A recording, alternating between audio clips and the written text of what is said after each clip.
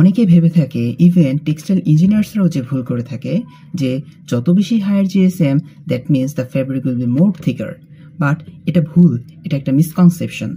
We know that GSM means gram per square meter. That means it defines only weight per square meter. For example, আমরা যদি একটা poplin woven fabric নেই এবং সেই সাথে একটি নিটের সিঙ্গেল জার্সি নেই, but both have the 180 GSM, দেখা যাবে আমরা যদি হ্যান্ডফিলটা একটু দেখতে চাই পপলিন ফেব্রিকের জন্য, এটা অনেক বেশি টাইটার হবে অ্যান্ড এটা অনেক বেশি থিনার হবে। বাট অপোজিটে আমরা যদি সিঙ্গেল জার্সি দেখি তাহলে দেখা যাবে এটা অনেক বেশি বাল্কি হবে অ্যান্ড অনেক বেশি সফট হবে। সো এখান থেকে এটা বোঝা যাচ্ছে যে জিএসএম কখনো কন্ট্রোল করতে পারে না যে ফ্যাব্রিক থিকার হবে নাকি thinner. GSM tells us the weight, but whether the fabric will be thicker or thinner, it totally depends on fabric type, fiber type, its structure and yarn bulk. এরকম informative video পেতে stay tuned with NoteShare.